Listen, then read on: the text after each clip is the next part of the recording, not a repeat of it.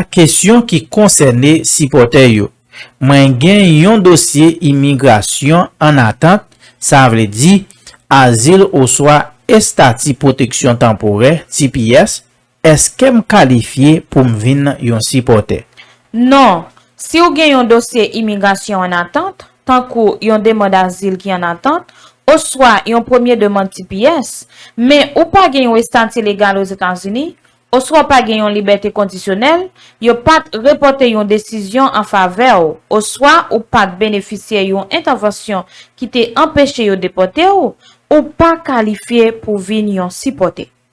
En général, pour servir comme yon supporter, yon moun ou soit yon moun qui représente yon organisation, li doit si c'était yon citoyen américain national ou soit yon résident permanent légal ou gagner yon statut légal aux États-Unis tant que TPS ou soit asile ou soit yon liberté conditionnelle ou soit yon te reporté yon décision en faveur ou soit ou te bénéficiaire yon intervention qui te empêché yon déporter ou. Passer contrôle sécurité avec référence en tant que pour sécurité publique, sécurité nationale, commerce monde avec un problème exploitation. Et puis, montrer quantité ressources financières ou gagnées suffit pour accueillir, nourrir et puis supporter monde ou d'accord pour supporter pendant période liberté conditionnelle là. OK, l'autre question qui gagne, moi te recevoir yon premier TPS et puis moi te inscrit encore pour TPS. Mais m'attend dernier approbation USCIS là, est-ce que m'ka appliquer pour venir yon supporter? Oui, si vous te recevoir yon premier TPS et puis demande ou faire pour yon l'autre TPS là en attente, ou qualifié pour venir yon supporter. En général, pour servir comme yon supporter, yon moun ou soit yon moun qui représente yon organisation ou doit yon citoyen américain national ou soit résident permanent légal. Gen yon statut légal aux États-Unis tant que statut protection temporaire ou soit asile.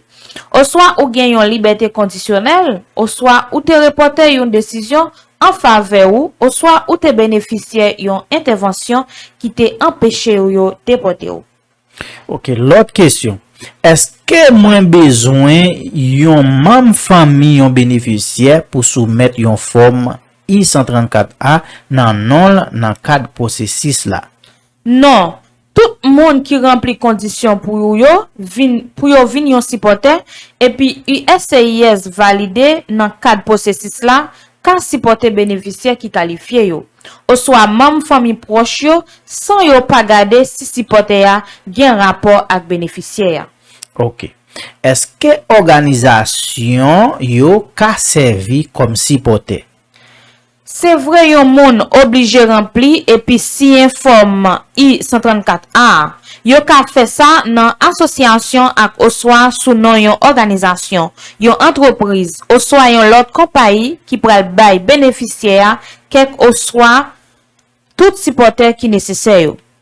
Supporter individuel qui rempli ak ou soit sous nom yon compagnie ta doit soumettre preuve engagement compagnie pour supporter bénéficiaire là yo rempli forme I-134A. Yo ka démontrer ça dans yon lettre engagement ou soit ak l'autre document yon agent bay yon l'autre représentant qui autorisation dans organisation dans entreprise là ou soit l'autre compagnie qui indique support l'argent ou soit l'autre qualité support tant que logement, produits première nécessité, transport et latrier. Compagnie après le bail bénéficiaire qui concerné moun k'ap rempli ensemble avec yon compagnie pas besoin soumettre information financière personnelle yo. Si niveau support compagnie a montré pour supporter bénéficiaire. Qui jan processus là fonctionner les gen plus passé yon supporter pour yon bénéficiaire? Plusieurs supporters ka mette tête yo ensemble pour supporter yon bénéficiaire. Dans cas ça, yon supporter ta doit remplir yon forme I-134A et puis mettez preuve supplémentaire qui montre identité support additionnel à ressources yo doit bay. Et puis mettez une déclaration qui explique intention yo gagné pour partager responsabilité pour supporter bénéficiaire. Yo pral évaluer ensemble capacité supporter ça yo gagné pour yo supporter yon bénéficiaire.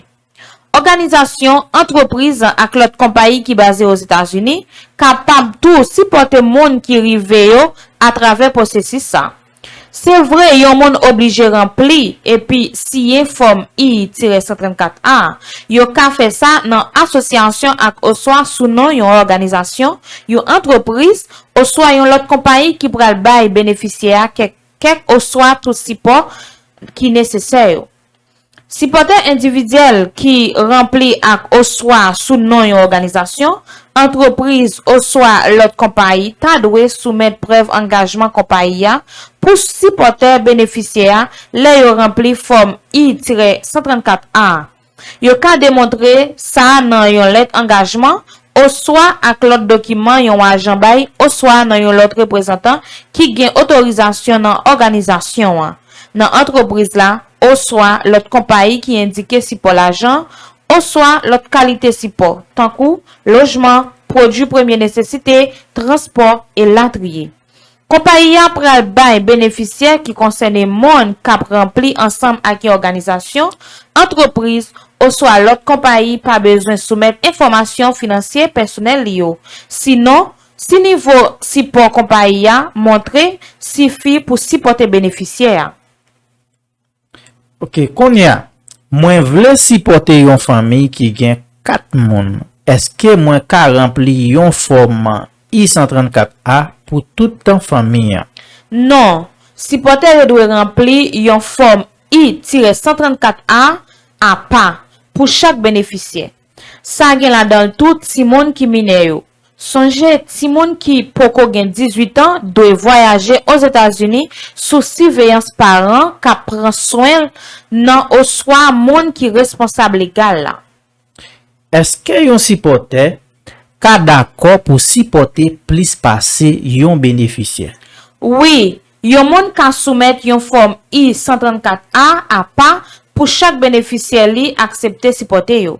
Bien que pas gen limite sous combien bénéficiaire yon supporter ka d'accord pour supporter.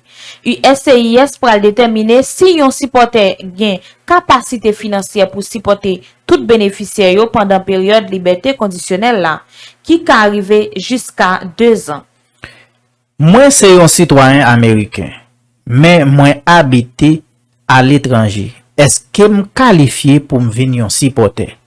Pour qualifier pour venir supporter, ou doit baser États-Unis. Ok. Si yo pas validé forme I-134A, moins, est-ce que USCIS pour aller expliquer pour qui ça?